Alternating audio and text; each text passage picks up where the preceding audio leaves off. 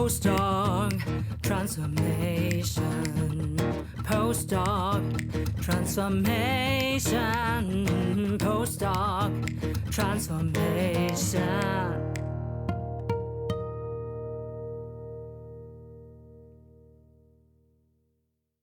Invest in your postdoc transformation. Welcome to the seasonal show for scientists leaping into business. In every sponsored episode, we are happy to recommend employers of choice for you. Make sure to check your readiness to leap out of science with us for free, as linked in the show notes. For your career transition, we offer customized career transition e-courses and memberships also at graduate schools all over the world. Maybe yours too. And if your university isn't yet our customer, enroll in your free email course for career transition made simple, as linked in the show notes. I'm your host, Professor Dr. Eleonore Soei-Winkels, with my team who is rooting for you. And let's build your postdoc transformation with this episode. From recession to resilience in your career journey with Dr. Rima Dey. Learn from Dr. Rima Dey, an engineer and career elevation coach in India, why upscaling and emotional intelligence is important not only for STEM professionals, for navigating job interviews and salary negotiations. She shares valuable insights, practical tips, and valuable career transition resources to help you jumpstart your career. Dr. Rima Dey, I'm so happy to have you because, like I already said in the introduction, you and I resonate a lot on LinkedIn. And just by reading our posts, I think that we share the same values. And that's why I was so excited to have you on my show. You are an engineer in India, having a large community in LinkedIn. What are things that keep an engineer or STEM professional relevant? First of all, thank you so much for giving me this opportunity and platform to speak. And yes, as you said rightly, it's the values because of which I think we connected and we resonated so well. So coming back to your question, what are the two important things that would keep an engineer or a STEM professional relevant moving forward, right? Now, this was something I had talked about long back, and I always keep iterating the same thing. That the two things that keep STEM professionals or engineers relevant is number one, upskilling. You have to be constantly upskilling. Now, what does upskilling mean? Because this is the fourth industrial revolution. Every industrial revolution has impacted the way we worked, okay? And the fourth industrial revolution, prior to which COVID happened, changed a lot of things where there is remote work becoming more common among people, hybrid work becoming more common among people, and the use of AI tools, being literate with AI tools, no matter what area of work you are in.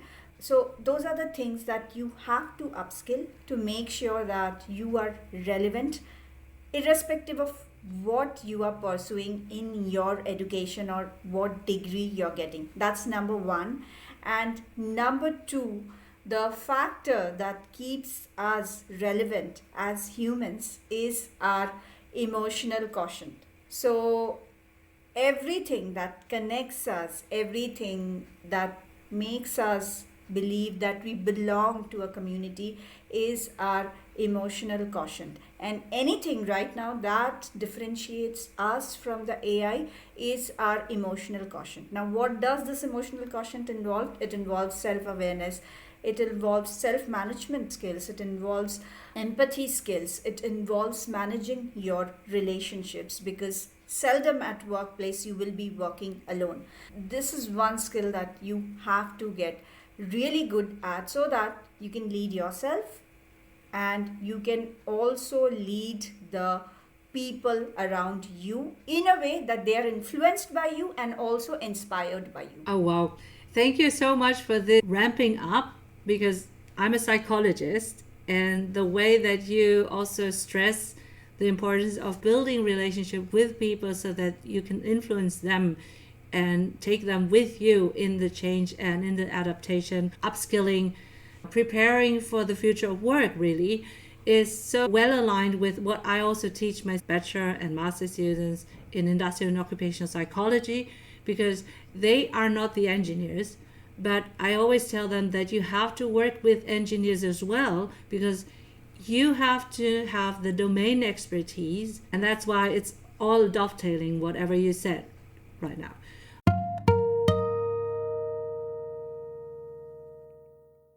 And once you have determined your readiness to leap and want to transition into business or industries, then you can enroll in your free email course with 10 actionable, bingeable email lessons until you start your job in business.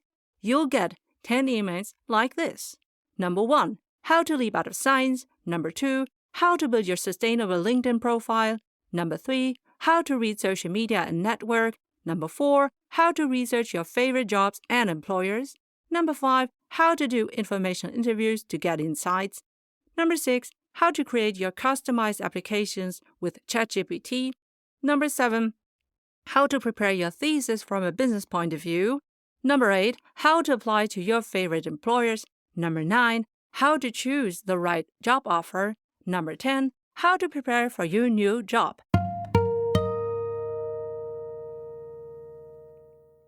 All right, I looked at your LinkedIn profile. I saw also a post that resonated a lot. It was about recession, and it might be inspiring in nowadays times because the future for most of us PhDs who are leaping into business might be unsure. What was most inspiring in your point of view for your community? The post happened during the time when the FANGs, Facebook, Alphabet, and Netflix, that FANG community of companies were laying off people randomly. And I, being a part of the last big recession, which was 2009, I had experienced it myself. I was jobless. And in that recession, let me tell you, I landed multiple jobs. Two of the most known companies, one was General Electric and one was Honeywell. Okay, so the inspiration behind that post, which kind of had so many impressions, was that even though it's recession, there's no reason to lose hope, because while I was working at one of the companies during recession as an intern, I saw my team lead being sacked off, and she was no way less competent or less professional. No, you had no reasons, but you just had no space to accommodate people. You had to let them go, and you didn't have any solid reasons. And once these people left the company, I saw them making it to better places. She moved countries into a higher role, which was much more suited for what she was supposed to do. Okay, so that was the inspiration, that recession, it will hurt you in the short run, but in the long term, if you think about it, it might take you to better places. That's what happened to me, and that's what happened to people around me. So that's the point of creating that post. And in fact, when I was digging into it, Harvard did some research, and they also found that most of the professionals who were hit during recession by either losing their job or downgraded to a lower level, all of them did better in the long run. That really is encouraging for most of us, because I can absolutely relate to that. I was also finishing 2008 and started a new job in IT. I needed the money. When you are flexible enough, when you are adaptive and you are resilient and open to change, I think that this is one of the best learning curves that you can have. Because you have to learn, you have to run with the flow and capitalize on whatever you have. You don't have many chances, but you have to take them all. And that's why it helps you shape your own personality and to shape your own growth mindset. Absolutely, Ellie. And on that note, because you said you have to capitalize on the limited resources that you have during recession, that's the reason you also get super duper focused. That's one reason that gets you to the place you want to be at. You start focusing on yourself and start focusing on the skills that you can build on. And that's one thing that you can focus on, because that's in your control. Everything else during recession is not in your control.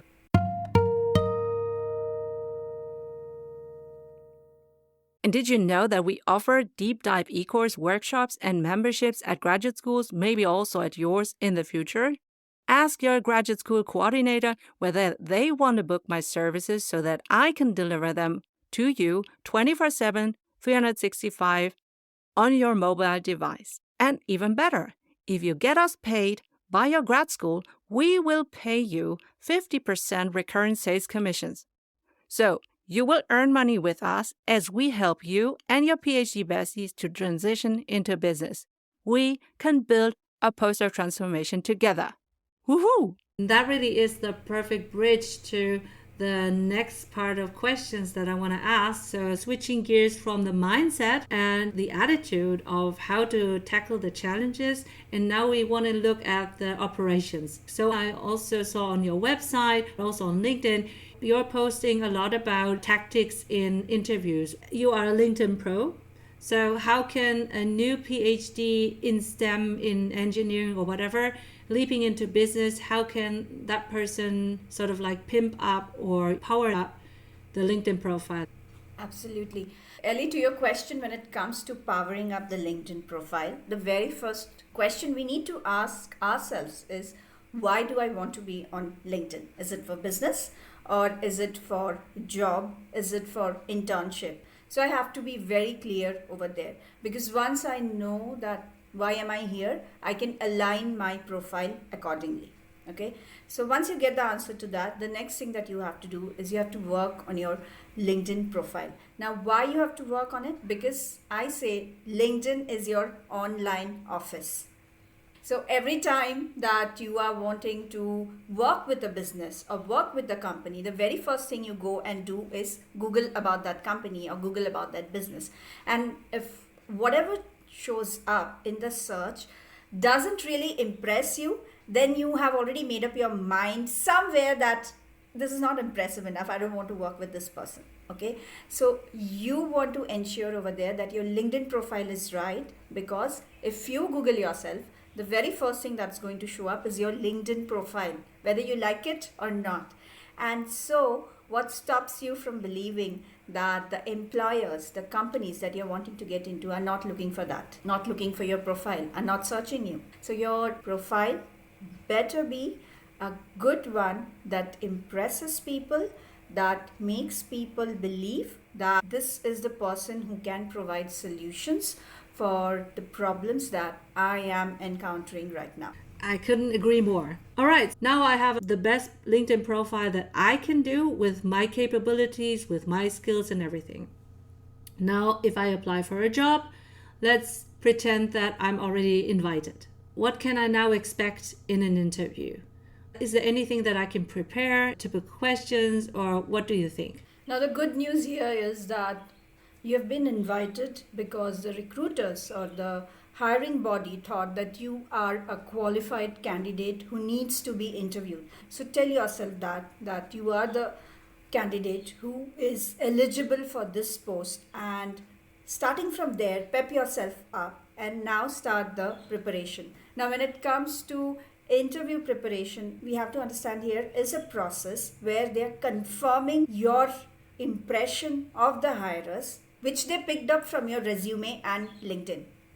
So when they got your resume, when they saw your LinkedIn profile, they must have picked up some vibes about this candidate, and that's the reason they decided to have you in the interview. Now, interview is another layer where you get to interact with these interviewers personally, where you have to show them that how you bring value to the table and how good are your soft skills, how good are your hard skills, and then you have to talk in terms of your transferable skills as well.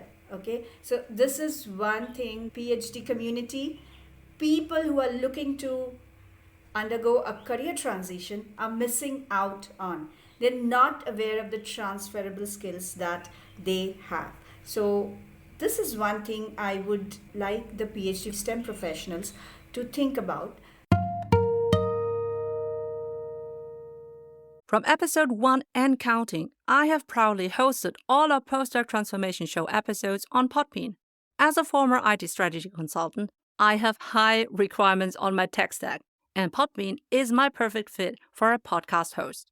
If you want to create your own individual podcast or one for, internal upskilling and communications within a company, DM or email me Podbean so I can share my experience and consult you.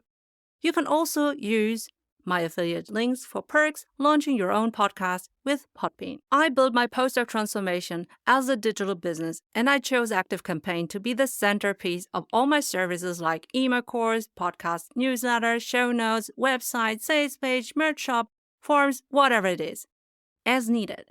ActiveCampaign is a must-have recommendation. I use it daily. If you want to create your own digital business with various lead magnets and funnel options, DM or email me ActiveCampaign so I can share my experience and consult you. You can also use my affiliate links for perks, launching your own digital business.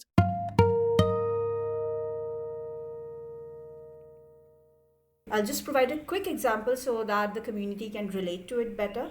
Say you're applying for a research scientist role. Now you have to understand, what does this research scientist do? This research scientist has to do extensive literature survey, has to do extensive landscaping to understand where the technology gap is, has to coordinate with the external and internal stakeholders, has to convince them why the proposed solution or the plan that they have come up with is a viable one. And then in the meantime, they also have to do the experiments, come up with a plan which is kind of showing your problem solving skills, and then coordinate with the team as well.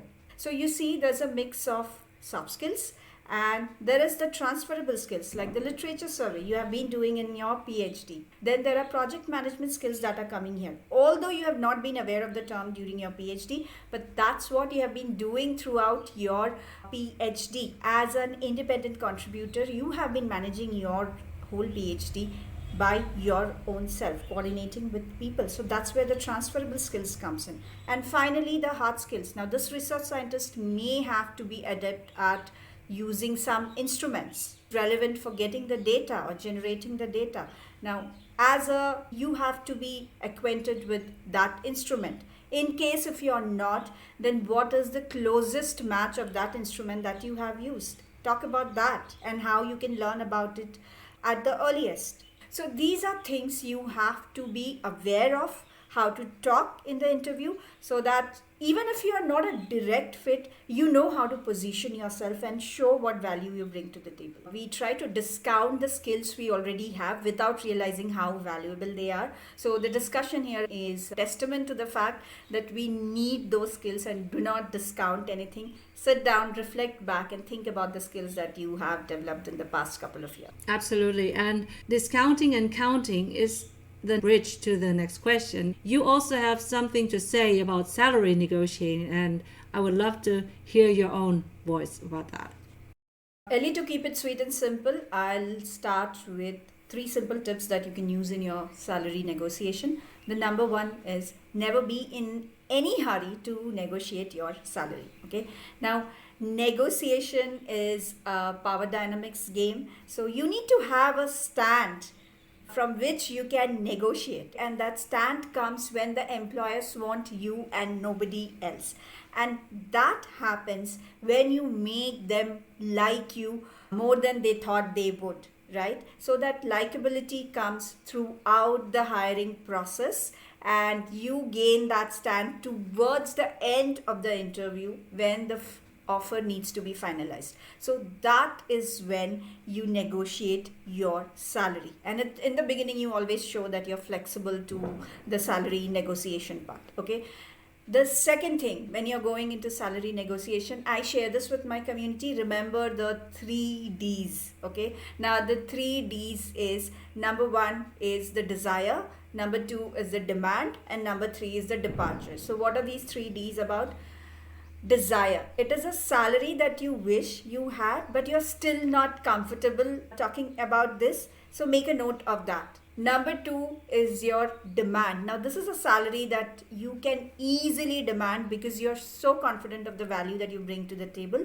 And the number 3 is depart. Now this is the salary below which you are not available for this role. So when you have these 3 pieces of the negotiation together, you will have so much clarity about what you want from this negotiation. And with that, let's move to your research. Okay, just like we do our research in our PhD to be sure about what kind of results we are bringing forth, whether they are valuable or not, and how they contribute in the whole knowledge pool that is already there.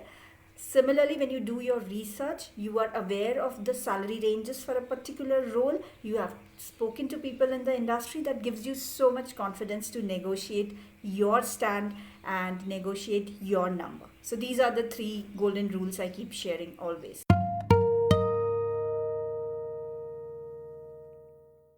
And now it's time to thank Company ABC, who sponsors this episode of the Postdoc Transformation Show. I would now be reading the company's answers to one of 6 bold questions so that you can choose to apply. For example, number 1, describe your most valuable experts versus leaders in your company. Have they typically earned a doctor title? Number 2, for which of your company roles or units do you encourage somebody with a doctor title to apply? Number 3, how would you describe your organizational culture in which your most valuable experts and leaders thrive in? To nominate an employer of choice so that we can ask our informative bold questions, let us know via the click on the link. If you are a company representative, like in recruiting and employer branding, and now you want your company to be highlighted as an employer of choice for our audience, you can become a sponsor of a dedicated Postdoc Transformation Show episode. Just click on the link in the show notes. And now, back to the Postdoc Transformation episode. Oh, that really was eye-opening in the sense that you have sort of like the 3 lanes within you should navigate: desire, demand, and depart. And I think that is also giving you a good feeling of entering the negotiation, so that you know you have to stand for yourself in the negotiations because no one else will. And then they will sort of like push you somewhere here or there, but you still have your numbers in mind, and that will help you to be decisive and depart if needed. And Ellie, on that note, I just wanted to add that negotiation is also showing leadership skills. You know, it's very easy to not negotiate, but it's very tough to negotiate. You just don't have to negotiate your salary. Moving forward, you'll have to negotiate with clients, you'll have to negotiate with stakeholders. Where do you go then? You cannot escape. So this is a life skill that will help you throughout your life as well as your career. Absolutely agreed. Now I want to switch gears again and talk about your free and also your paid career transition resources. So on your website, I saw that you have sort of like the career mapping tool. I saw that it's for STEM. Is it only for STEM? Tell me a little bit more about that. Okay, Ellie, well, it is for STEM, but it applies to everybody because the strategies across search remain almost the same. There's not much difference. And the free resources that are there on my website is firstly to understand why you are stuck in your job search. Why you're not landing the kind of offers that you're wanting to. So it's a 10-question career mapping tool. You can take that assessment. So it will get you started and it will initiate you into thinking what are the things you need to work on primarily to elevate your job search process. And the other tools that are available is how to make a stellar LinkedIn profile. So that's a PDF document that is available for free. And the third one is the negotiation part, which so many of us struggle with. And it's a fully laid out, wonderfully written PDF document as to how you can start your negotiation with a recruiter without losing your stand or without giving away your number right at the beginning.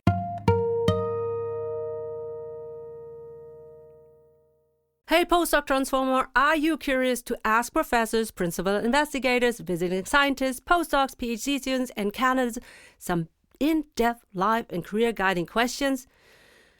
But it feels cringe, so you end up not asking? Buy our postdoc transformation card game to have more fun and valuable insights in your journal club, lab, and mentoring meetings, lab rotations, during conferences, panels, and breaks at the Mensa. You'll get 10 intriguing mentoring questions per career level. So 10 for PhD students, 10 for postdocs, 10 for professors, 10 for parental scientists, underprivileged and underrepresented and underserved scientists. Check them out with our discount coupon on the Postdoc Transformation shop, linked on PostdocTransformation.com.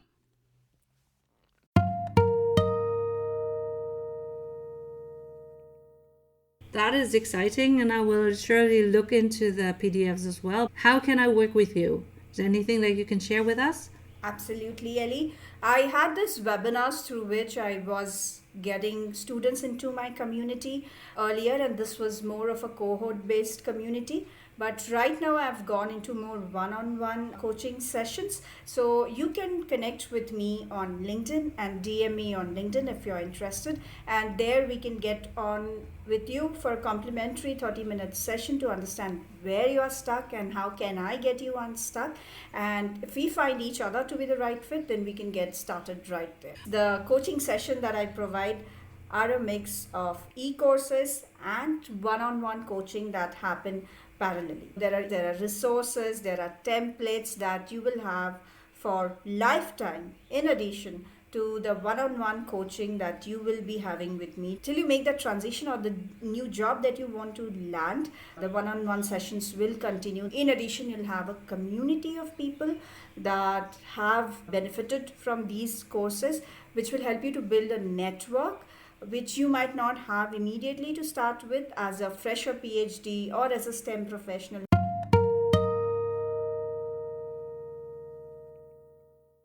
Have you found this episode so far helpful for yourself? Well, maybe you can subscribe on YouTube, Spotify, Apple Podcasts, Podbean, or wherever you get our show. And also share this episode with your PhD bestie, because that would encourage us to help the underprivileged, underrepresented, and underserved early career scientists leaping into business. This would also ensure that you don't miss a future episode.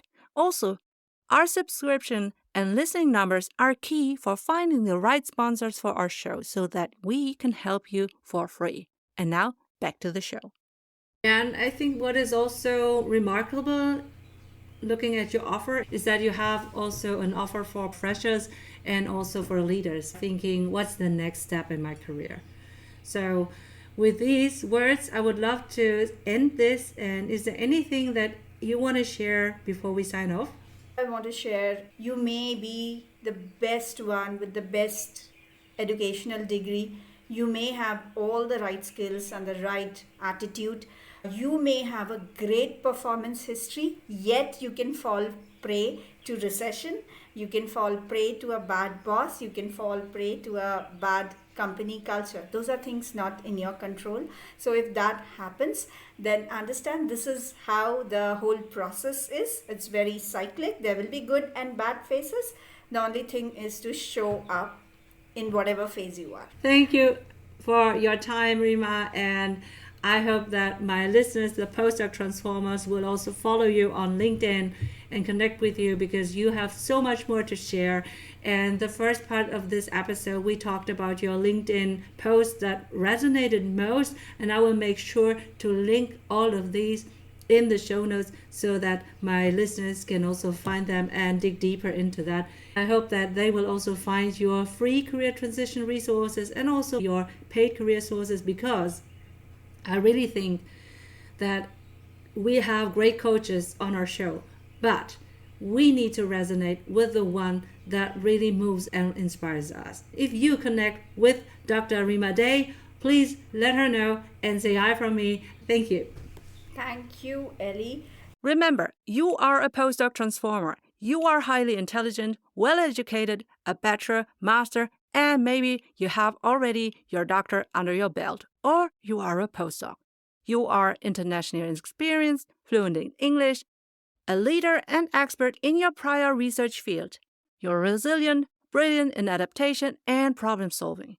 You are eager to bring in the transferable and monetizable skills needed in many companies to embrace the future and to become or remain an innovator in their markets. Do you want a transcript of our episode? And our episode sponsors answers to all 6 bold questions so that you can choose to apply. Do you want to nominate your potential employer of choice so that we can ask them our bold questions? For all of that, click on our links in our show notes and on our website www.postdoctransformation.com. Remember, to check your readiness to leap out of science, and to enroll in our free email course, Career Transition Made Simple. Thanks for your attention. I'm Professor Dr. Eleonore Soei-Winkels, the host of your seasonal Postdoc Transformation show. And if you happen to represent the grad school, please continue to listen.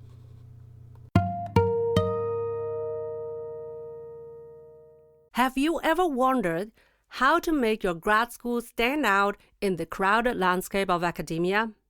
Do you aim to attract the best master students from all over the world to learn from and work with your professors so that your research remains globally recognized and well-funded? Do you wish to repel bad applications which aren't tailored towards your grad school's research profile? Now, let's talk about a powerful branding tool, podcasts.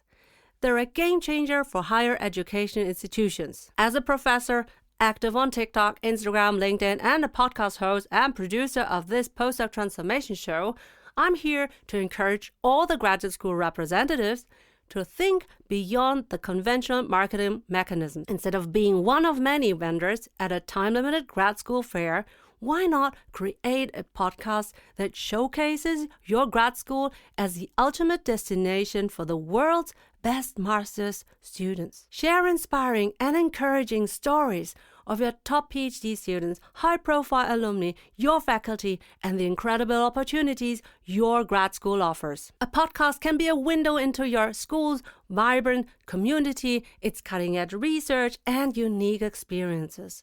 And in times of AI-generated marketing material, a podcast with your academic leaders in real life is a very human and innovative way to attract prospective PhD students. You can inform them every day, everywhere, not just during the typical grad school application seasons. This would prepare your best candidates for the application. Even better, you can support and make your current PhD students and postdocs visible for their next career steps in academia or business. Remember, successful graduates elevate your grad school's reputation. So, if you are a university chancellor, grad school dean, speaker, consider this. By launching a podcast for your grad school, you can elevate your grad school's brand and tell aspiring scientists and employers what makes your grad school the best choice, with scalable, evergreen content. If you're interested, forward this to your marketing representative and get our list of 30 sample episode titles customizable for your grad school podcast, and just enter an email address on my website www.postdoctransformation.com as linked in the show notes. As a seasoned professor and podcaster, I'm also happy to strategize about how you can launch your grad school podcast on Podbean, the podcast hosting platform we use for the Postdoc Transformation show, supporting scientists leaping into business. Postdoc Transformation.